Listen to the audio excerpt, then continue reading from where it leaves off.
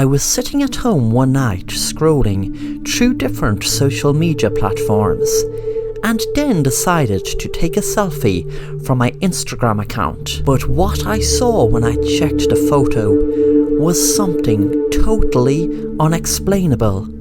I was looking at the photo to see did it come out right, and when I looked next to it, I could see a photo of me sleeping in my bed. I couldn't understand how it got there, and I felt a shiver run up my spine. Whoever took this photo had to have been in my house, on my phone, to take that photo. The weirdest thing is, I live alone. That night, I set up a hidden video camera to film myself in my room while sleeping. I was afraid to go to sleep. I found it very hard to fall asleep, but finally I did. Suddenly, I heard a bang at the window and awoke, thinking it must be an intruder. But when I went over to the window, there was a bird outside which must have banged against my window. My wife died last year in a car accident, and whenever I see a bird like that, I think it's her looking out for me. I looked at the clock. It was 2:30. I put off the alarm as I wanted to sleep in. The next day I was looking through the video and a cold shiver ran up my spine. Just before 2:30, I was sitting up on my bed asleep, holding a knife, and was just about to stab myself when the bird hit the window, causing me to drop the knife and fall down on the bed and then wake up instantly. I couldn't believe my eyes. But now I know that when I see a bird hovering around me, I know it's my wife watching over me.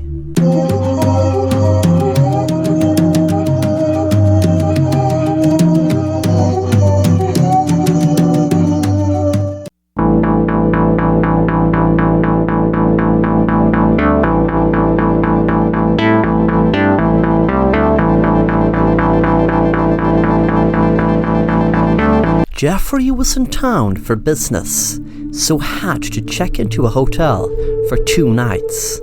He was tired from driving 4 hours on this business trip, which was the 3rd long business trip he took this week. But at least he could rest here for 2 nights, he thought to himself. As he was driving down the highway, there didn't seem to be another car in sight, but he knew, as much as he felt like he was in the middle of nowhere, that there was a hotel just a bit down the road. When he finally got to the hotel, he parked his car and made his way to the reception. There was a nice, friendly-looking lady at the reception, and he gave her his name and address and details to book a hotel room for 2 nights. She looked at the laptop, and for a minute he worried she was going to say they were booked out, and was going to get very angry because she could at least have told him this when he booked over the phone this morning. Then suddenly she smiled and said, "That's great, sir. I have a room 22 on the 1st floor. The elevators are right that way. And you were booked in for breakfast also, sir. But also, just one more thing before you go and enjoy your stay. There is a room just across from yours with no number on it. It's a storeroom. Please don't go in there, no matter what you do. Sometimes people can go into the wrong room, but please don't make that mistake of opening that door, please." The man smiled and said, "Sure," and took his keycard from the lady. As she smiled, he forced a smile back. When he got in the room, he sat down on the bed and wondered why she was so adamant to him not go into that room. He felt like when he was a kid, the forbidden fruit, like if some counter in a fast food joint said hot do not touch. Well, you touch it to see is it hot. With that, he opened his door and looked across from him at the door. He tried it, but like he thought it was locked. He bent down to look through the keyhole, and felt a cold shiver run up his spine when he saw a pale woman lying down against the wall. Suddenly her face looked right at him, and he jumped up and came away from the door and locked his hotel door behind him. He found it hard to go to sleep that night, and even had a nightmare that the woman was hovering over him in the bed. When he woke up the next morning, before he went for his breakfast, he took another look in the keyhole, but to his surprise, all he could see was red. He wondered, did they know he had been looking and cover it with something red? When he saw the lady at reception, she could see he felt really shook, and she said, "You looked through the keyhole, didn't you?" Geoffrey said yes. She cut him off before he could say any more and said, Okay, I might as well tell you. Years ago in that hotel room, a poor woman was murdered by her husband. We tried to rent the room out to customers afterwards, but it was just too hard. They kept coming back to us, complaining about strange and unsettling occurrences. The weird thing is, they all seem to have said they saw people, all white and pale, except for their bright, red eyes.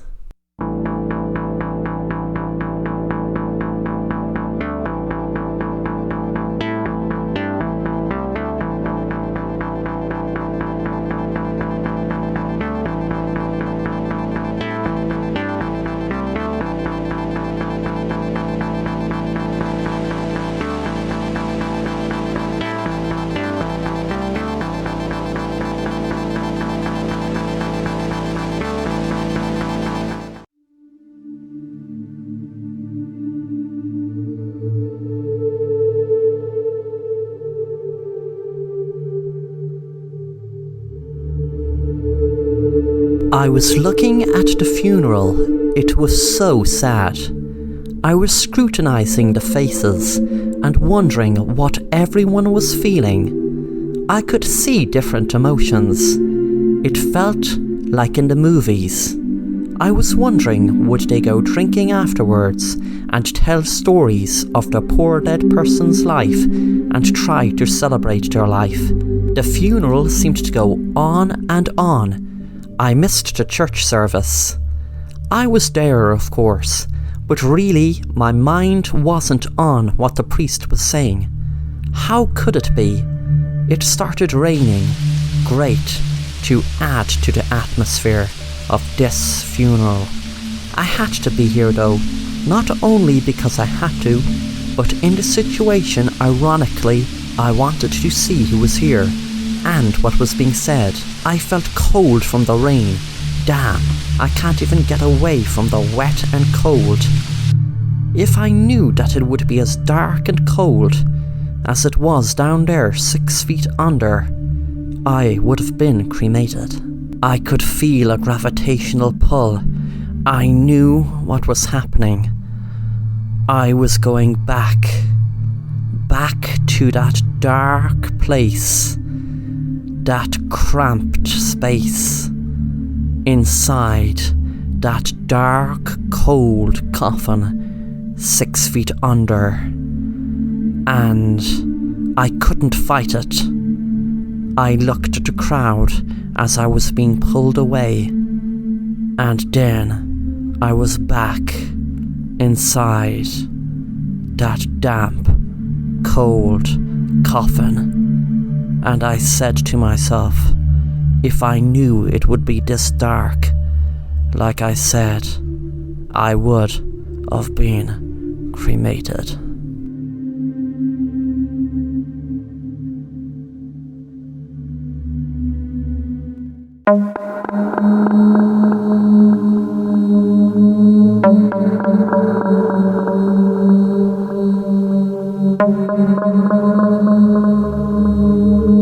Lisa started in a new school, but dreaded it as she had very low confidence.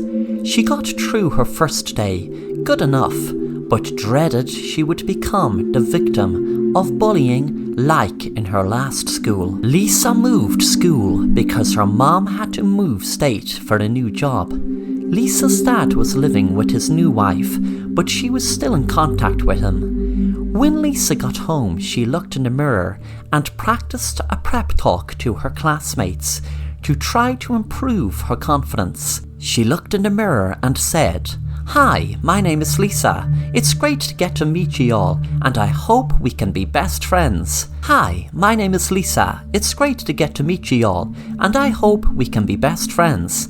Hi, my name is Lisa. This town is pretty neat. If you would like to come to my house for the weekend, you are more than welcome. My mom would be very happy to make new friends. Hi, my name is Lisa." Then she sighed and gave up, worried that this new school will end up like the last. She started writing in her diary. "I am so tired of moving from town to town. This is the 4th school I've moved to in the last 5 years, and the last one was the worst. I still get so down and anxious over those awful bullies in that damn school. I really hope that this school will be different. I don't think I'll be able to handle going through all that bullying again." The next day in school, Lisa was about to put her books from her bag into her locker when a couple of the girls walked up to her and one of them said, "Hey Lisa, we have something really cool to show you. It's down in the local park. Do you know where that is?" Lisa smiled and said, "Yeah, sure." The girl said, "Awesome. We will be waiting by the bench near the playground at 5 after school, so we will all be looking forward to see you." Lisa smiled and felt so happy with herself. Things were looking up, and these seemed to be the popular girls in the school, making it even better. When Lisa went home, she gave her usual pep talk in front of her mirror. "Hey girls, thanks so much for inviting me to whatever it is you want to show me. I'm so excited about seeing it. Hey girls, I'm so excited to find out what it is you want to show me. Thanks so much for inviting me." She looked in the mirror, worrying about coming over, too excited about being asked to meet them. When she met them at 5 by the bench, they were all around the bench smiling. One of the girls told her, "Just look behind that tree. It's so awesome." Lisa felt excited and curious what it was they meant. When she got behind the tree, there was a tripwire set off a bucket of slime, which fell all over her, covering her in slime. The girls laughed and walked off. One of them said, "Oh my God, she is so lame." Lisa started crying, afraid that she was going to be bullied as well in this school. When she went home, she looked in the mirror, but didn't know what to say this time. She froze when she saw her reflection started speaking to her. "Don't let those bitches get to you, girl. Don't let them bullies get you down. You're better than them." Lisa could not believe it. Then the reflection continued. "You don't be weak now. You do want to teach them a lesson, don't you?" The reflection kept saying over and over, "Don't you? Don't you? Don't you?" until Lisa screamed, "Yes, yes, yes!" With that, the reflection changed places with Lisa, and Lisa was in the mirror, now looking out, in shock at her reflection, which was in her room, and grinning in a sinister way. When Lisa looked around her, she couldn't see anything but black. The next day, Lisa's reflection was walking around just as Lisa would be. She looked like Lisa. She walked like Lisa. To everyone else, she was Lisa. She walked into the school swimming pool, where the girls were practicing for their swimming contest. Lisa picked up a radio that was near the pool and threw it in, electrocuting the girls. Their coach screamed and the police were rang. 5 minutes later, Lisa fell out of her mirror, not knowing what happened, until the police arrived at her door to arrest her for murdering the girls. When she was sitting alone in the police interrogation room, she looked at herself in her phone camera and saw her reflection talking back at her. "Well, I taught them wretched girls a lesson. You can go back to being yourself now. Lisa's reflection didn't ever speak back to her since.